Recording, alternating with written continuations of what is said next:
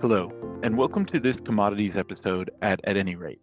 I'm your host, Greg Shearer, head of JP Morgan's Base and Precious Metals Research, and I'm going to talk to you today about our outlook on copper over the coming months and year.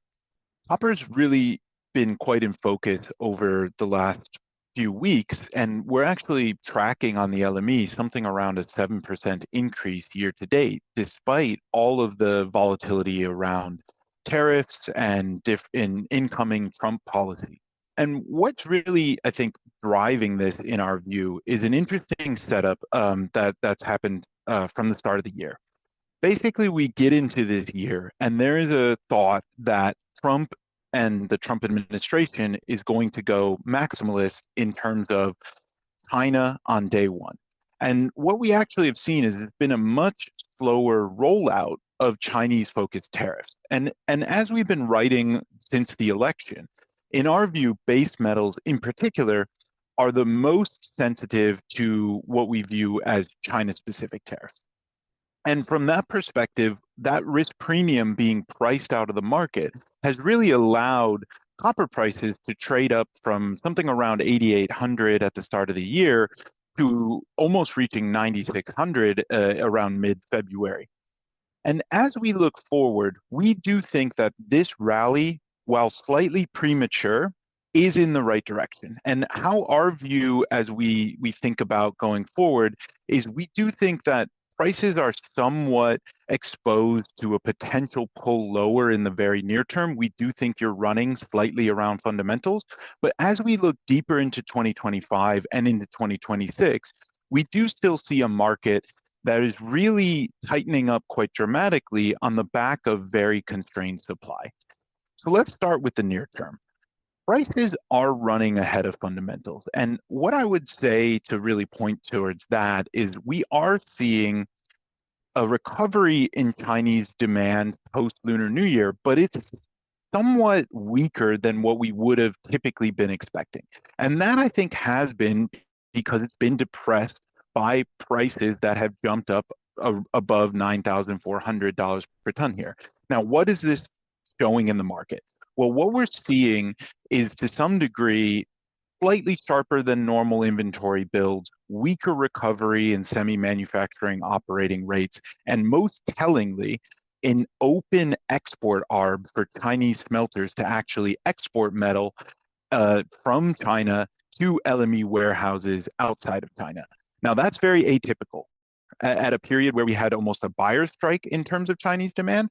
But normally, China is net short refined copper and is importing, and that bullishness signal that we get from an open import arb is really what we're looking for, and we're getting almost the exact opposite now. So fundamentals at the moment are not really justifying a price level at this point. We do think that combined with tariff risks as we look through March and impending deadlines around Canada, Mexico, potentially another 10% increase on China, and then into April, and details emerging about other reciprocal tariffs that we're expecting at that point, does lead us to be slightly cautious in the very near term that prices could pull back down towards around $9,000 per ton to be adequately pricing in this near-term economic and volatile risk.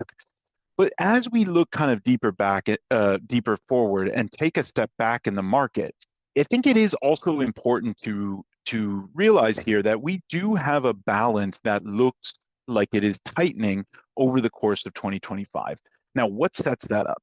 Well, essentially, we start with mine supply growth, which after growing by around 3% last year, we think is going to decelerate quite sharply to just around 1% in 2025. Now, this is important. Spot treatment charges are already negative, which is indicating that we've been in a severely tight concentrator upstream market in copper for much of the last year. And what this slower mine supply growth really sets up is a constrained supply environment that can allow refined copper markets to really begin to tighten later into this year. And that is our base case. But I think importantly, you can have a supply setup, but you ultimately need demand to follow through for this setup to bite.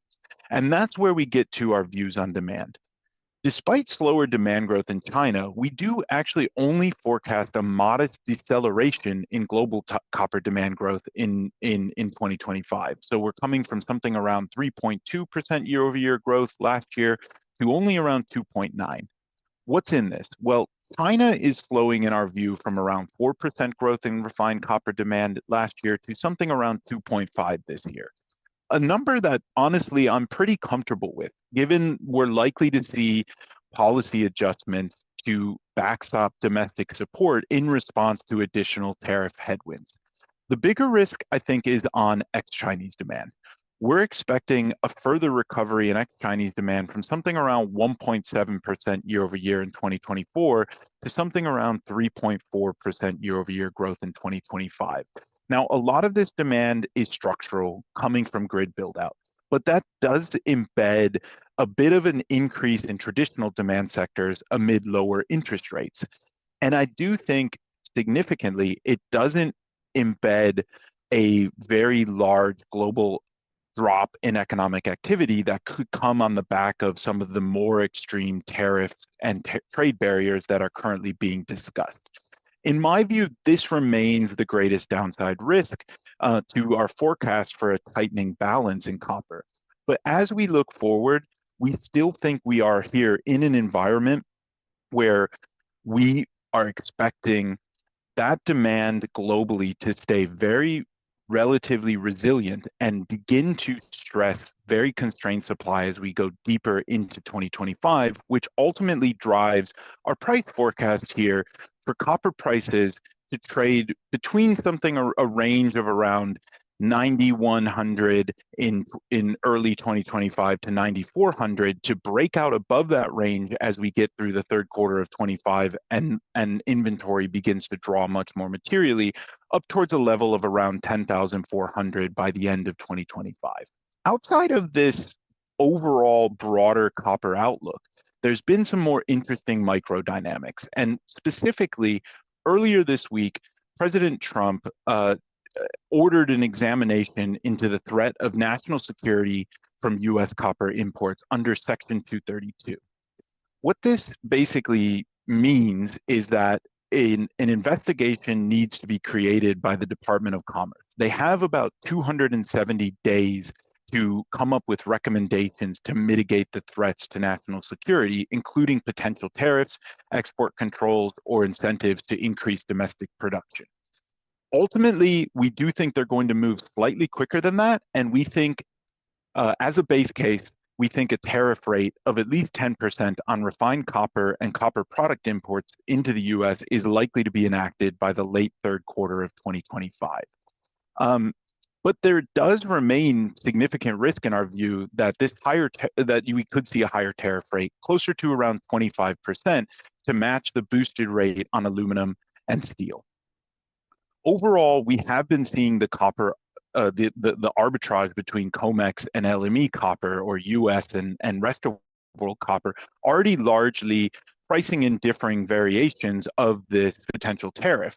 When we look forward, I think the most interesting thing from a supply-demand dynamic is the period of time in the coming months that could really begin to incentivize a very significant increase of copper inventory to flow to the US.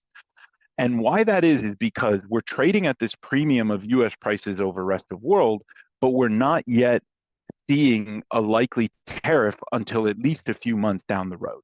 And in the meantime, we do think physical traders will capitalize on that arbitrage. And what that really begins to set up, in our view, is metal flowing from Chile and Peru, and particularly South America, into the US rather than towards Asia. Now, that's interesting because from our perspective, what this dynamic could really begin to do is tighten up Asia much quicker in terms of refined market tightness than our balances currently imply. So overall, when we're thinking about it, we still do think the global copper market is moving towards a deficit later this year and registering something around 160 KMT deficit as we get to 2026. That keeps us over the medium term structurally still quite bullish on copper, seeing prices headed towards 10,400 by the fourth quarter of 25. In terms of how we think about the price trajectory getting there, we do think you've run a bit above fundamentals in the very near term, and copper looks prone to a pullback if we get further risk off and continued weak fundamentals in the very near term in China. But from a price level of around $9,000 per ton, we think the risk reward begins to change. And particularly when we think about the inventory flow dynamics we were just describing around the US specific copper tariffs, that is an opportunity in our view to potentially tighten up Asian and Chinese copper markets much more materially over the summer, leading to a sharper rebound towards our more bullish forecast by the end of 2025. That wraps up this week's Commodities edition at JP Morgan's At Any Rate podcast. Thank you all for listening, and we look forward to continuing the conversation next week. This communication is provided for informational purposes only. Please refer to JP Morgan research reports related to its content for more information, including important disclosures.